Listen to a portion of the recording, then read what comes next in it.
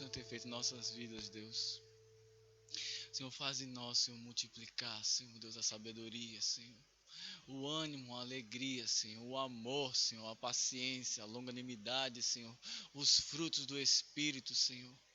Faz em nós, Senhor, multiplicar a caridade, Senhor, meu Deus, o dar, sem querer nada em troca, Jesus.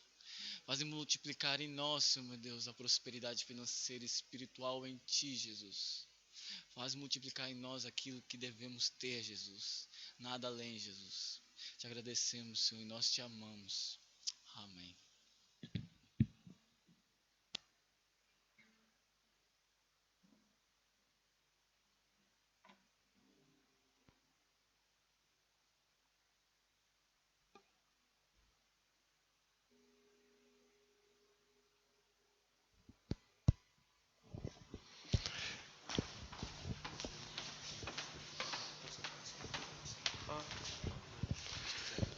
Vocês não querem vir por cá, não?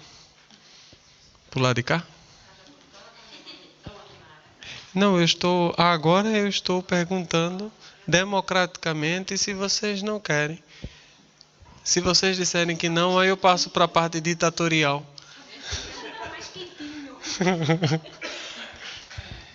Laura daqui a pouco vai cantar Jericó.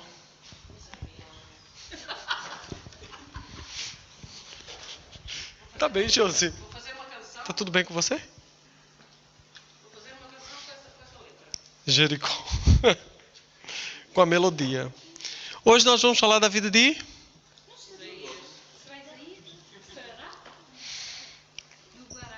Hoje nós vamos falar da vida de Isaías. Vocês estão preparados para as primícias?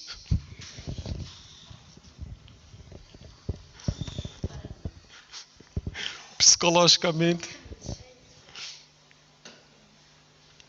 A Luzia não veio hoje.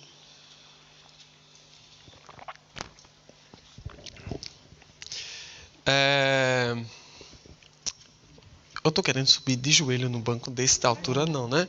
Pelo amor de Deus. Isaías capítulo 1. Vamos falar do profeta Isaías. Sabe, essas primícias faz me lembrar algumas palavras de um homem que tinha um coração segundo o coração de Deus.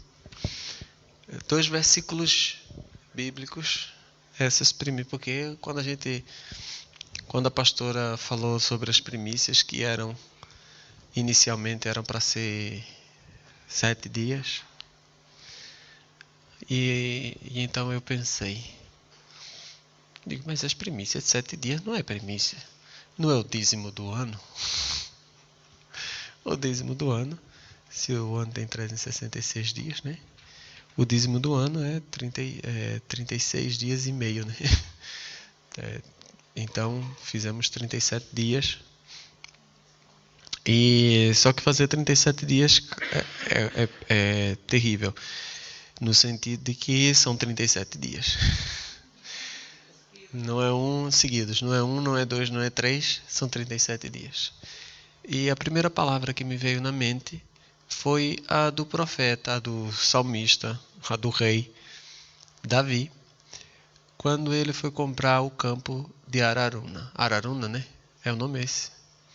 E Araruna disse, não, rei, eu te dou o campo e tu fazes o holocausto. E Davi disse, eu jamais darei a Deus o que é teu, e nem tampouco oferecerei holocausto que não me custe nada.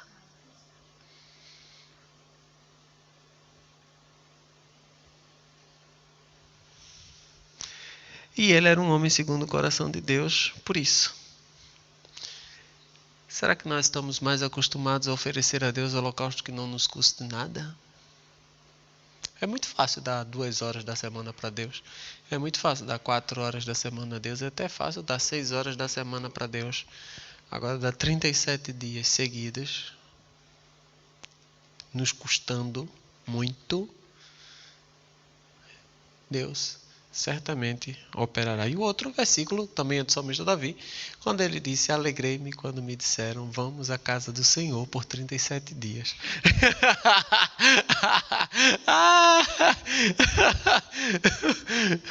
Enfim. Mas vamos falar da vida de Isaías, o qual está proposto para nós falarmos hoje. Hoje eu vou ser bastante breve, vai ser uma vai ser uma pregação bem rápida, certo? Eu prometo sair daqui. Eu prometo sair daqui hoje às 10.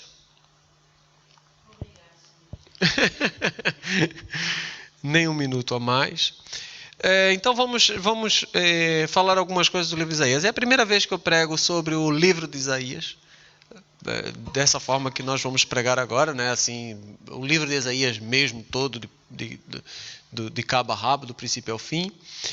É a primeira vez que nós vamos, que eu vou fazer esse tipo de pregação com o livro de Isaías, porque o livro de Isaías é chato.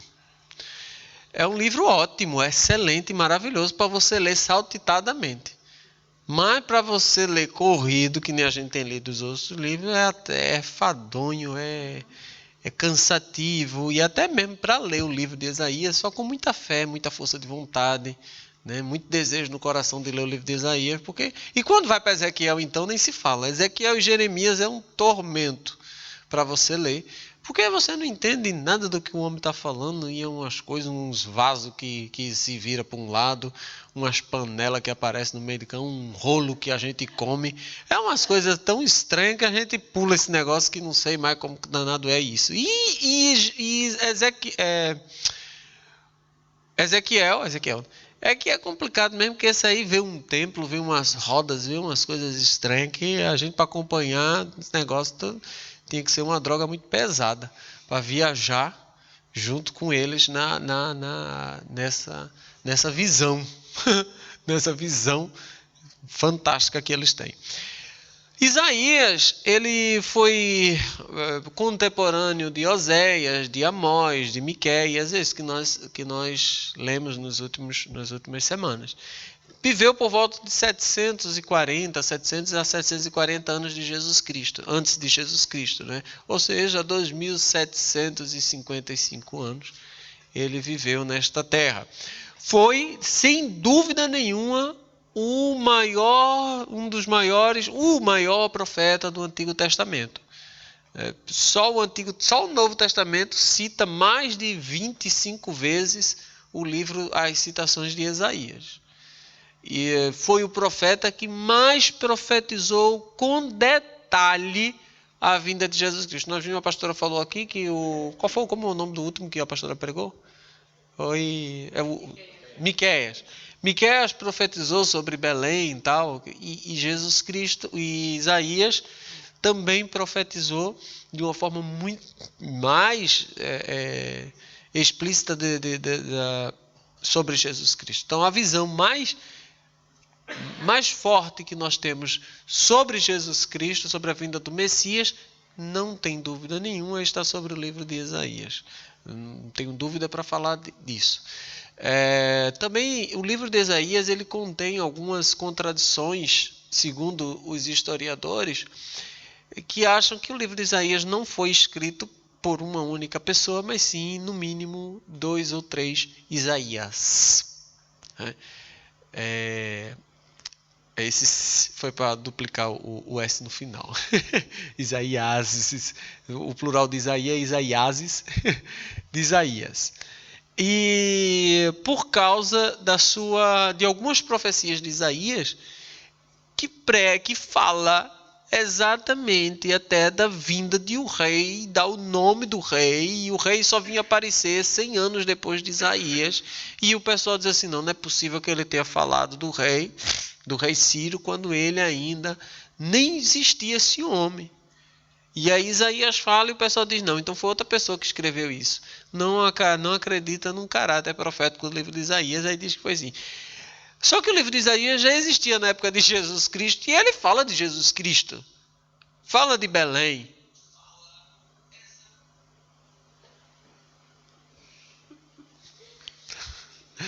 Ele fala de Belém, fala de Jesus Cristo, fala da morte de Jesus Cristo, fala de tudo de Jesus Cristo. Então o caráter profético do livro não é para ser posto em questão como se fosse escrito numa época posterior. Muito pelo contrário, Deus deu a ele revelação, inclusive do nome do rei.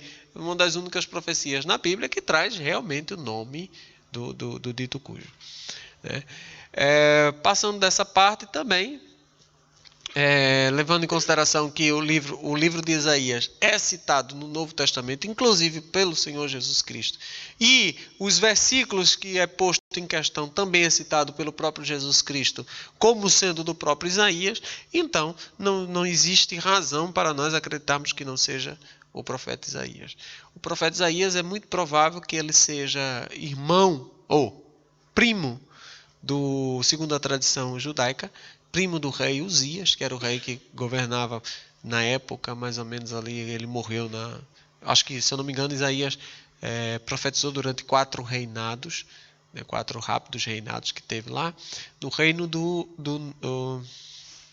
no reino de Israel, certo? E na época em que o reino de Israel estava tendo problemas e houve invasão ali, eles foram levados para a Babilônia, e para a Babilônia, para a Síria, né, na verdade, para a Síria, porque a Babilônia só vai existir como Babilônia a partir de Nabucodonosor, quando ele toma a conta, inclusive, da Síria e dos outros reinados.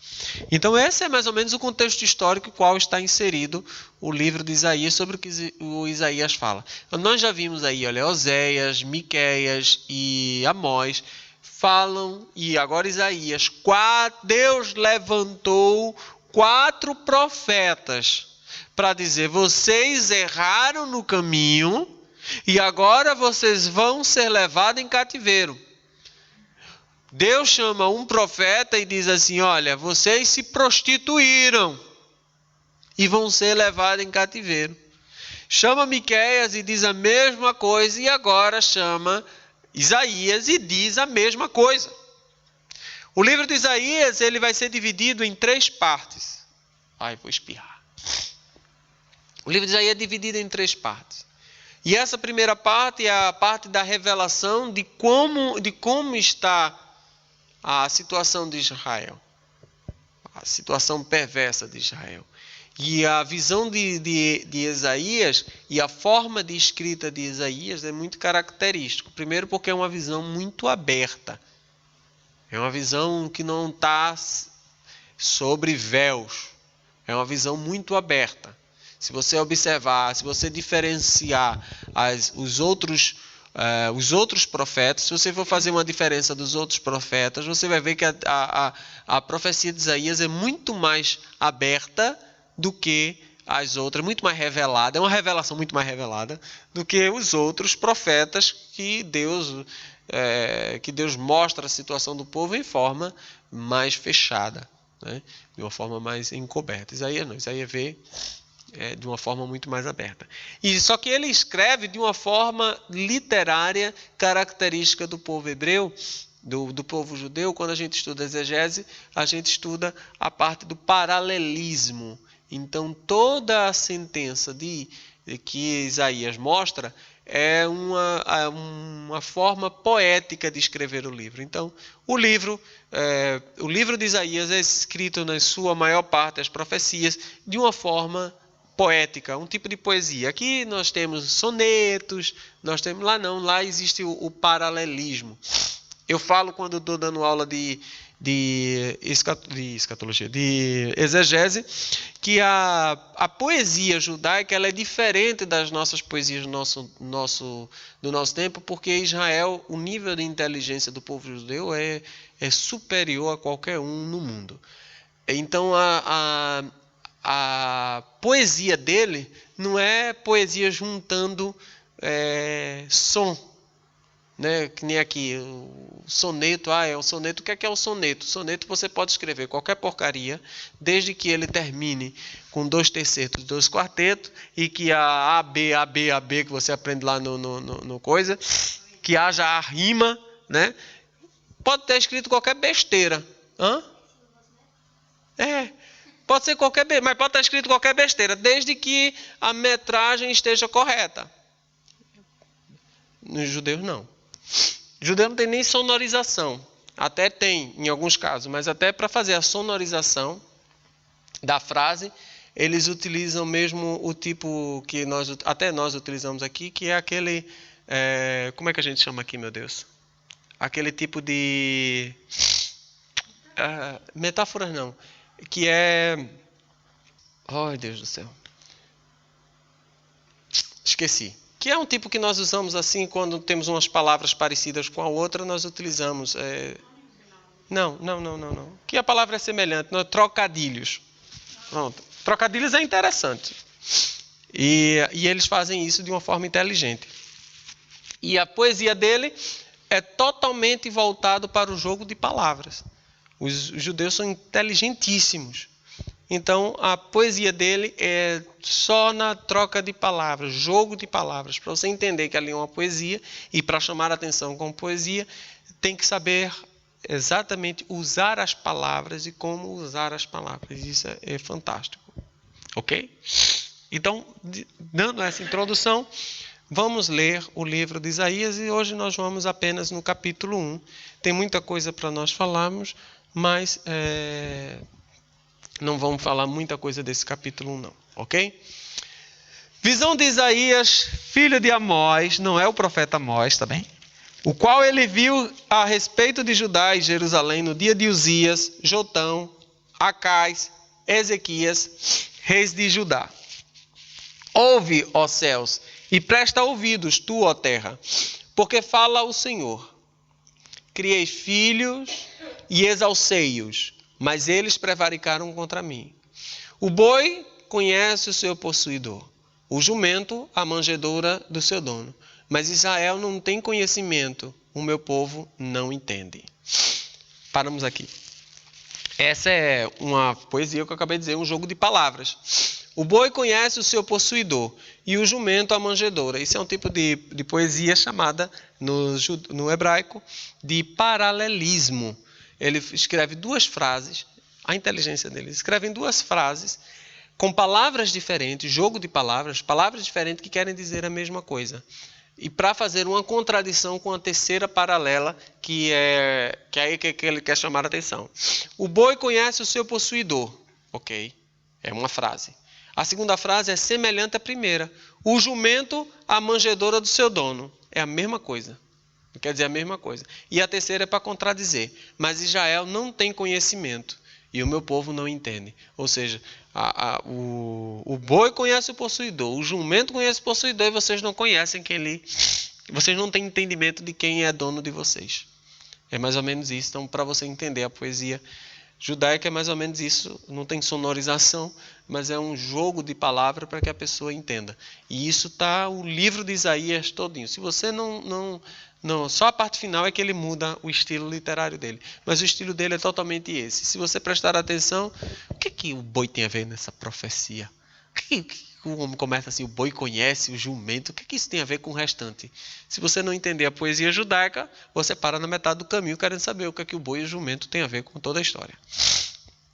Ele diz, ai da nação pecadora, do povo carregado da iniquidade, da semente de malignos, dos filhos corruptores. Deixaram o Senhor, blasfemaram do Santo de Israel e voltaram para trás.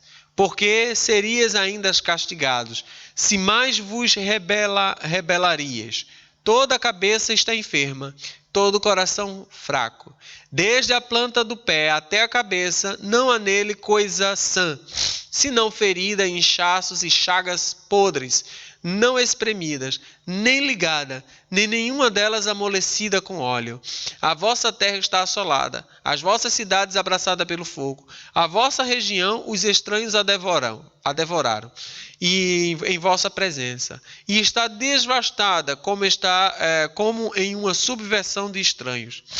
E a filha de Sião se ficou como a cabana na vinha, como a choupana no pepinal, como cidade sitiada. Se o Senhor dos Exércitos não nos deixar algum remanescente, já como Sodoma seríamos e semelhante a Gomorra. Ouve a palavra do Senhor, vós, príncipes de Sodoma. Prestais ouvidos à lei do nosso Deus, vós, ó povo de Gomorra. De que me serve a mim a multidão dos vossos sacrifícios, diz o Senhor. Já estou farto dos holocaustos de carneiro, da gordura de animais nédios, e não fogo com sangue de bezerro, nem de cordeiros, nem de bodes. Quando virdes para comparecer perante mim, quem requereu isso de vossas mãos, que viesses pisar nos meus átrios? Não tragais mais ofertas em vão, o incenso é para mim abominação. E também as festas das luas novas, os sábados, as convocações das congregações. Não posso suportar a iniquidade, nem mesmo o ajuntamento solene. As vossas a vossa festa de luas nova e as vossas solenidades as aborrece a minha alma, já me são pesadas, já estou cansado de as sofrer.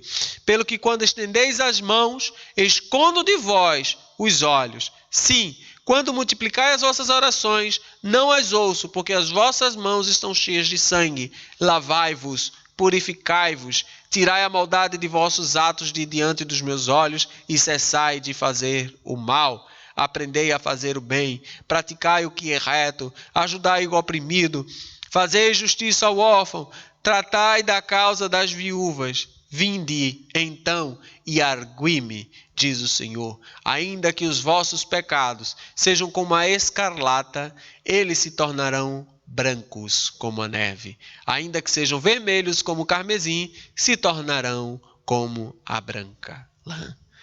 Alvo mais que a neve. Laura já estava ali cantando, não? Alvo mais que a neve. Pelo sangue. Vocês entenderam o terror dessa mensagem? Já imaginou se Deus dissesse isso para tu?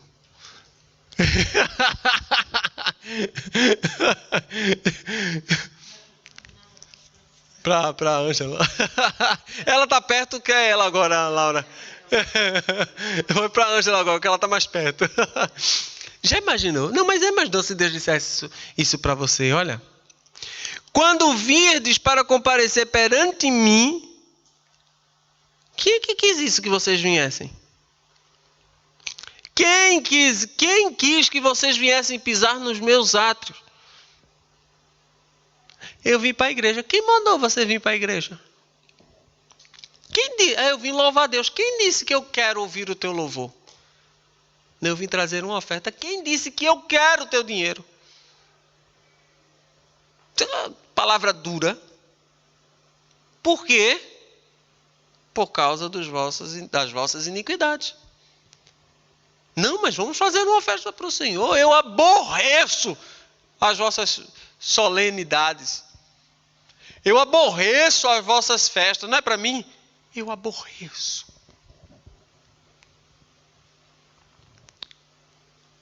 Quando vocês levantam as mãos, te adoramos. Eu escondo de vós os olhos. Quando multiplicai as vossas orações, eu não mais ouço. Por quê? Porque as vossas mãos estão cheias de sangue. Aí você vem para a igreja. Deus não rejeita a oração. Ai, rejeita!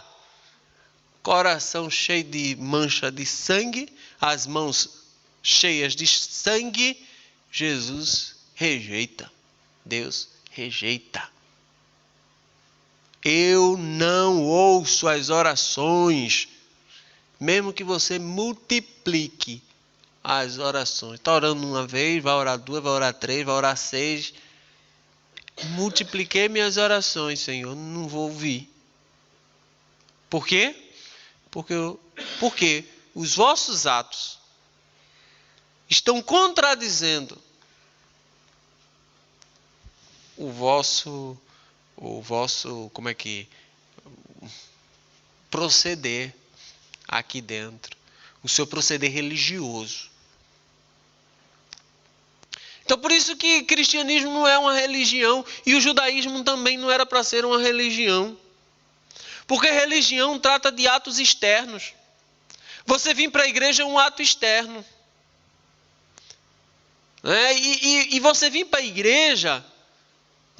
igreja, você não está fazendo nada de bom para Deus, não. Não é missa, não. Que você for 360 missas, você vai conseguir um ano a menos no inferno. Se você se comungar, você vai ter um ano a menos no inferno. Não. Nenhum ato religioso, ele vai diminuir os nossos dias no inferno. Não tem caráter purgatório. Não é? Ou outra palavrinha, como é o nome? Indulgente. Nenhum dos nossos atos ele é indulgente. Por isso que não é religião. Por isso que não tem nada que eu faça aqui que vá mudar, ou vai alterar, ou vai agradar a Deus. Entendam o que eu estou dizendo, tá bem? Porque isso tem ressalva. Se você estiver com suas condutas lá fora em pecado. Se as suas condutas lá fora estiver. É isso que eu estou falando para nós hoje. Mas isso ele está dizendo lá para aquele povo naquela época. Estão vindo ao templo, estão fazendo festa solene, continuam com o holocausto, mas eu aborreço isso. E Deus está dizendo claramente. Ô Oséia, pega uma mulher e mostra para esse povo aí que eles se prostituíram. Ô Miqueias, pega isso, faz aquilo, está dizendo. Não. Calma, acabou-se. Eu não quero mais. Eu não quero mais. Então os nossos atos religiosos não vão mudar. O que vai mudar, o que vai agradar a Deus, de fato e de verdade, é o nosso proceder lá fora, como a gente já tem falado aqui, o nosso proceder no mundo. É isso que vai agradar a Deus. O que vai agradar a Deus é o que está aqui dentro do nosso coração. E não o que está aqui dentro da nossa mente. Deus sonda os nossos corações. E Ele sabe a intenção do nosso coração. E o mais interessante de tudo é que Deus, Ele sabe das intenções dos nossos corações quando nós não sabemos. E Deus sabe da intenção dos nossos corações e nós não podemos negar a Deus essas intenções. Nós não conseguimos. Nós podemos dizer assim, Deus sabe de todas as coisas. Sabe. E essa palavra que muitas vezes é utilizada como que para socorro, deveria ser utilizado para condenação.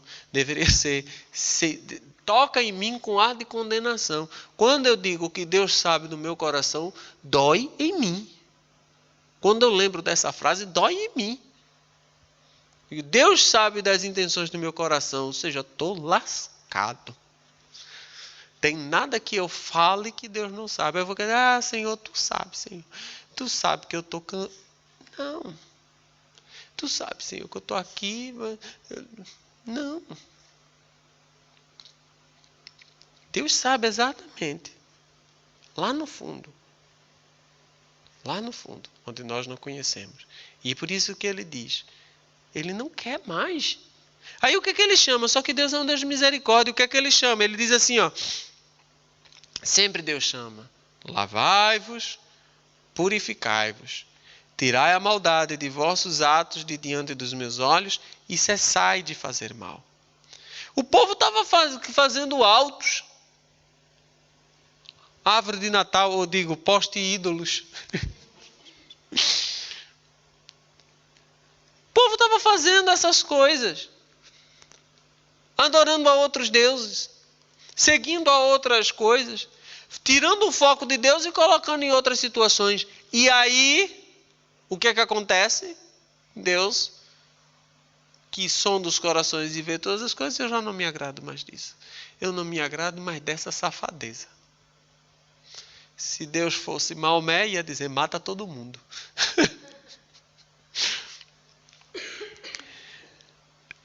E ele diz, aprendei, olha que coisa, aprendei a fazer o bem. O pessoal não está nem mais sabendo fazer o bem.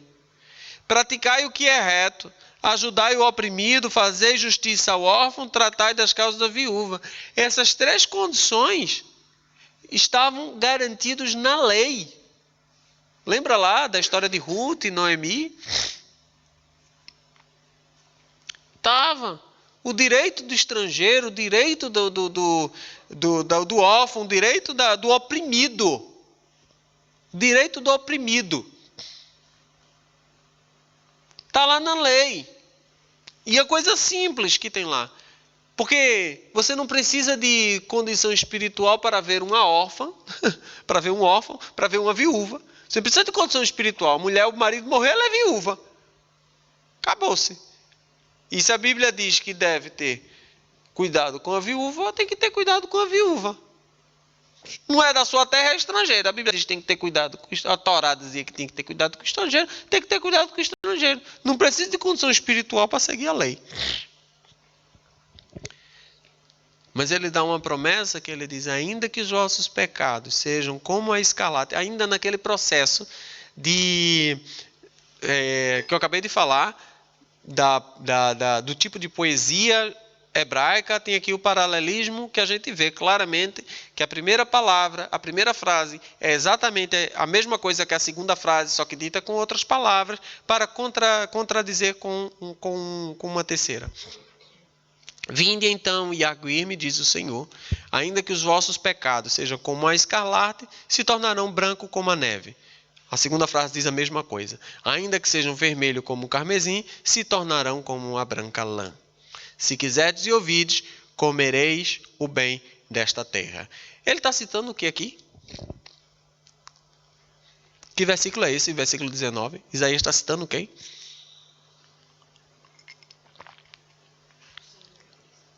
Se quiserdes e ouvirdes, comerei o bem desta terra. Ele está citando Deuteronômio. Se quiserdes e ouvirdes, comereis o bem desta terra. Foi Moisés que disse isso. Quer dizer, ele está buscando lá na Torá, lá em Deuteronômio, lá no Pentateuco, onde o povo estava errando. Vocês estão errando na palavra.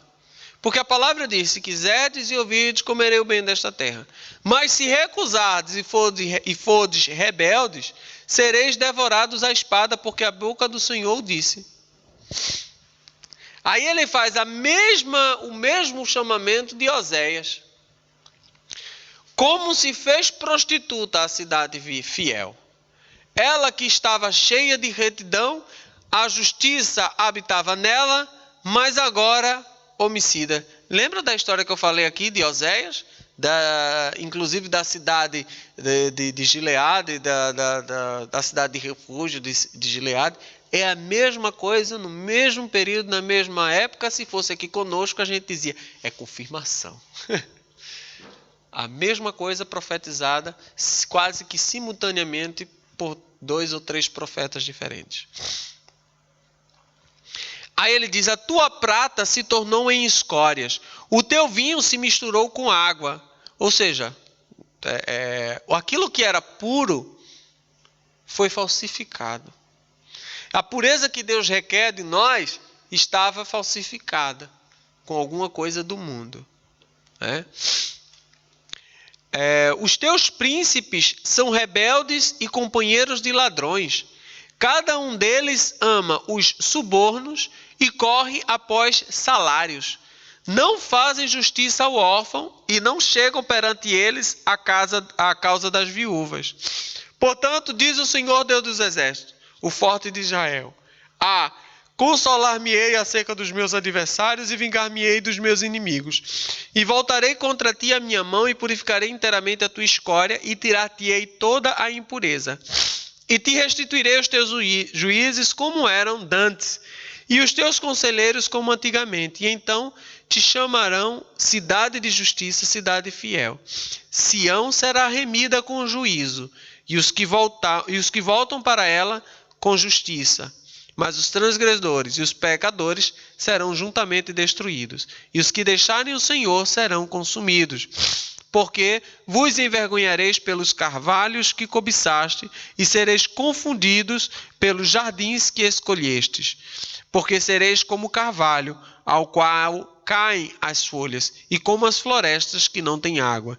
E o forte se tornará em estopa, e a sua obra em faísca, e ambos arderão juntamente, e não haverá quem os apague. Essa visão aqui é uma visão de restituição. Voltarei contra ti a minha mão e purificarei inteiramente essa escória, essa falsidade, essa falsificação. Tirar-te-ei toda a impureza, restituirei os teus juízos, como eram dantes, e os teus conselheiros como antigamente. E então te chamarão cidade de justiça, cidade fiel. Quando foi que isso foi cumprido? Quando Jesus veio a Israel, ficou sendo chamado cidade de justiça?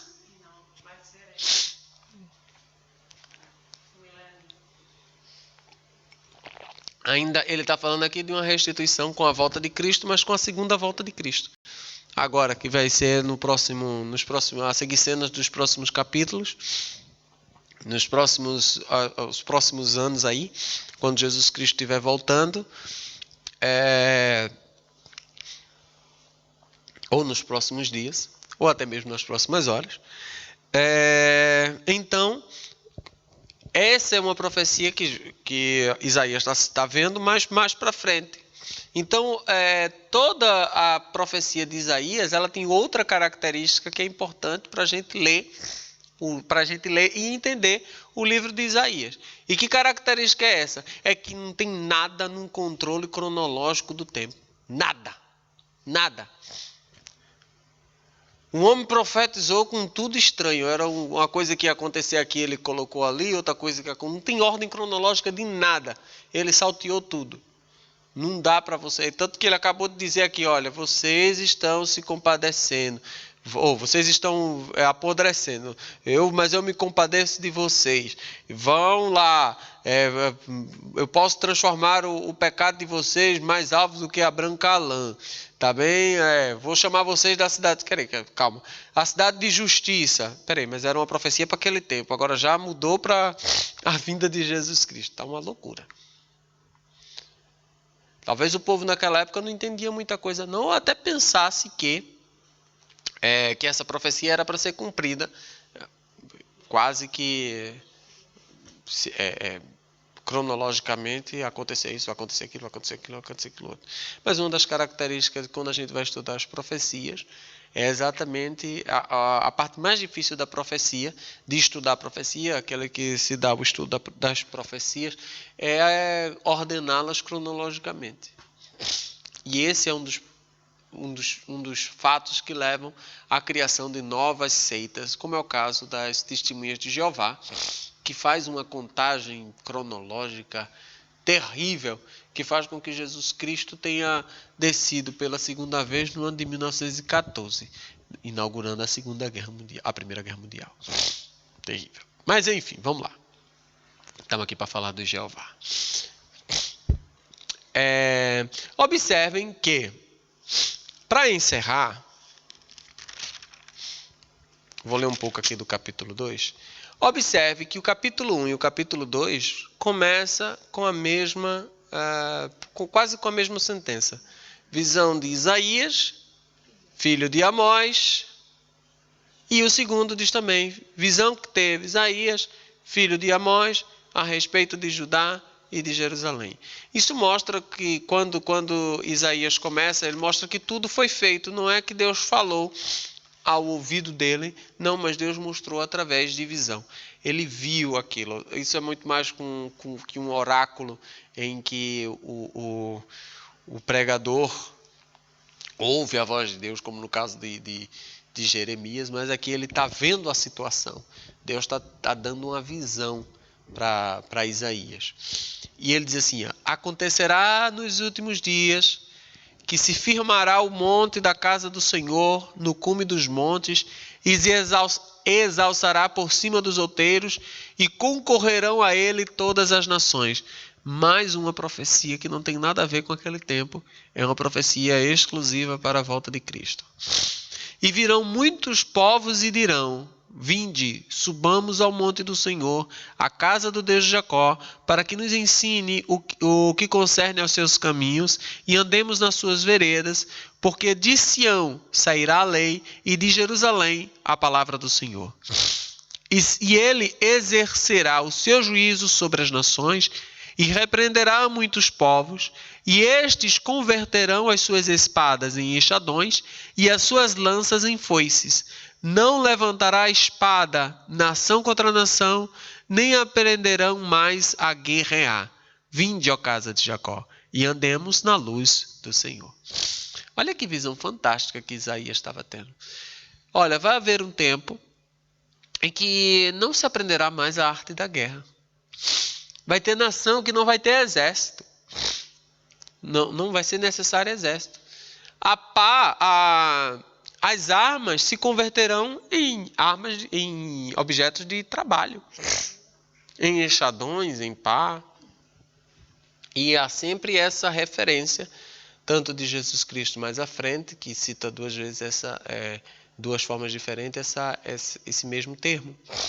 Né? De que, olha, transforme as vossas armas em enxadas. E depois ele diz ao contrário, transforme as vossas enxadas em armas. Não é?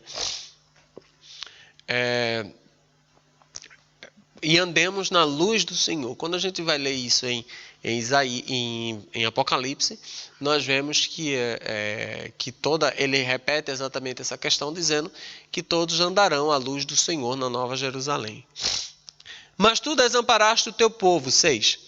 A casa de Jacó, porque se encheram dos costumes do Oriente e são agureiros como os filisteus e se associam com os filhos dos estranhos. Calma, Isaías, tu estava agora falando do futuro, agora tu viesse para agora de novo.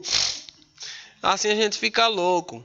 E a sua terra está cheia de prata e ouro, e não tem fim o seu tesouro. Também está cheia de cavalos, e a sua terra, e os seus carros não têm fim. Também está cheia de ídolos a sua terra. E inclinaram-se perante as obras das suas mãos, diante daquilo que fabricaram os seus dedos. Ali o povo se abate, e os nobres se humilham, portanto lhes não perdoarás. Vai, entra nas rochas e esconde-te no pó da presença espantosa do Senhor e da glória da sua majestade. Os olhos altivos dos homens serão abatidos, e a altivez dos varões será humilhada, e só o Senhor será exaltado naquele dia, porque o dia do Senhor dos exércitos será contra todo o soberbo e altivo, e contra todo o que se exalta, para que seja abatido, e contra todos os cedros do Líbano, altos e sublimes, e contra todos os carvalhos de Baçã, e contra todos os montes altos, e contra todos os outeiros elevados, contra toda a torre alta, e contra todo o muro firme, contra todos os navios de Tarse, contra as pinturas desejáveis. E a altivez do homem será humilhada, e a altivez dos varões se abaterá, e só o Senhor será exaltado naquele dia. E todos os ídolos totalmente desaparecerão. Então os homens se meterão nas concavidades das rochas e nas cavernas da terra por causa da presença espantosa do Senhor e por causa da glória da sua majestade, quando ele se levantar para assombrar a terra. Naquele dia os homens lançarão às toupeiras e aos morcegos os seus ídolos de prata e os seus ídolos de ouros que fizeram para antes de eles se prostrarem, e meter-se-ão pelas fendas das rochas e pelas cavernas das penhas, por causa da presença espantosa do Senhor e por causa da glória da sua majestade, quando ele se levantar para assombrar a terra. Afastai-vos, pois, do homem cujo fôlego está no seu nariz, porque em que se deve ele estimar. Amém, até aqui. Aqui, mais uma vez, nós tivemos uma série de mudanças cronológicas durante a pregação, durante a predição do profeta. Mas se vocês lembrarem, quando eu falei, acho que quando eu comecei a falar dos profetas, não lembro nem mais qual foi o primeiro profeta, acho que foi Joel. Quando eu falei da profecia de Joel, eu falei de uma das questões da profecia, uma das características das profecias, é que as profecias tinham duplo cumprimento. Tanto ela cumpria-se naquele tempo, quanto ela cumpria-se a posteriori. É claro que para nós hoje, essas profecias falam muito mais do tempo que há de vir. E quando nós olhamos para isso como sendo o tempo que há de vir, ou seja, essa profecia se torna para nós, para essa geração. Então, sendo essa profecia, sendo uma parte dela, essa parte final, essa parte do capítulo 2, sendo dita para nós, é claro que toda ela é dita para nós. Então, aquilo que eu comecei dizendo,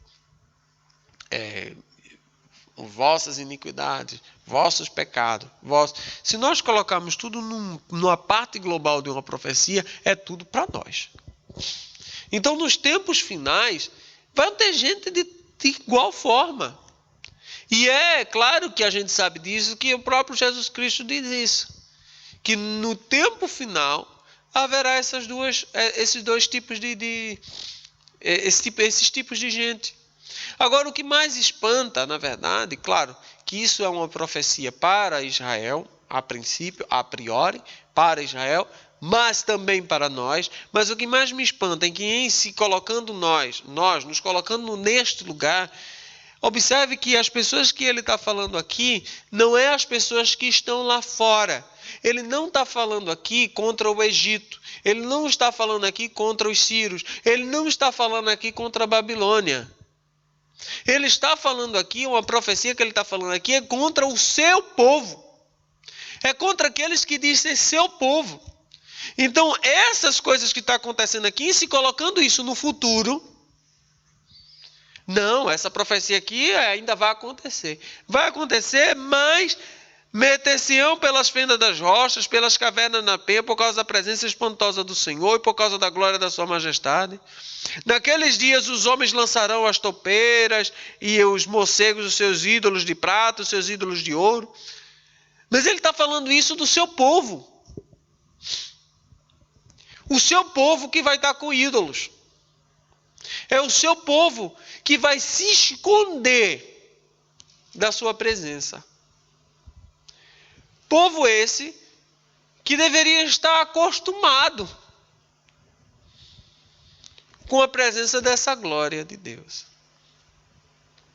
Um povo que deveria reconhecer isso facilmente. E esse é o chamado de Isaías aqui, quando nós trazemos para nós. Ele não está falando aqui do povo que vai se esconder da presença gloriosa. Mas o povo do inimigo não vai nem aparecer. Quanto mais se esconder. Mas ele está falando aqui mesmo do seu povo. Então, nos tempos finais, e é o tempo que nós estamos vivendo agora, filhinhos, já é chegado a última hora. Se João disse que estamos nas últimas horas, já faz 2000 anos que essas horas de João não passam, eu tenho a impressão de que nós estamos nos últimos centésimos, nos últimos milésimos de segundo. Estamos igual um nadador, contando os milésimos ali para ver quem ganhou. Se a última hora para João já demorou 2000 anos, que se Jesus Cristo está voltando nos próximos dias, estamos nos últimos milésimos desse segundo contado no tempo de Deus. Então, meus amados, quando a gente vem a ler o livro de Isaías, e aí na próxima semana nós vamos continuar a ler essa primeira parte. Eu vou dar algumas puladas aqui no 3:5 para que a gente chegue no 6 e aí a gente vai ter uma visão maior da consagração do profeta Isaías, falar especificamente da consagração do profeta Isaías. Vamos dar umas puladas, porque não dá para a gente falar se eu for pregar Isaías do jeito que eu tenho pregado Joel e Malaquias, a gente chega aqui em dezembro do próximo ano, tá aqui a pastora voltar com Miqueias falando do poste ídolo. Mas o que eu quero que você entenda, que você vai ler em casa o livro de Isaías para acompanhar, né, para que eu chegue aqui na próxima semana a gente já sabe o que está se falando, você consiga identificar esse diferencial, essa forma literária, essa forma profética. Mas que a gente saiba, acima de tudo, identificarmos nisto. Porque toda a Bíblia, a gente tem que procurar onde é que eu estou agindo nisso. Onde é que está o meu ídolo? Onde é que estão as minhas mãos? Por que será que Deus... Por que eu ouviria isso de Deus? O que eu faço que eu poderia ouvir uma frase dessa, do tipo: quando vocês levantam suas mãos, eu escondo a minha face. Quando vocês multiplicam as vossas orações, eu não as ouço. O que faria Deus dizer isso para mim e faria dizer isso para você? E o pior é que eu tenho a convicção de que nós temos motivos. Nós temos motivo de sobra para Deus dizer isso para cada um de nós. E se Ele não diz, não é porque nós não temos motivo. É porque, como disse Jeremias, pelas suas infinitas misericórdias que se renovam a cada manhã. Certeza absoluta. Então, que a gente possa olhar para esses fortes versículos e lembrar do que disse o apóstolo Paulo.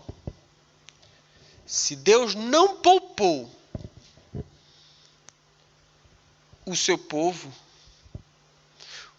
escolhido, se Deus não poupou o seu povo que Ele mesmo escolheu,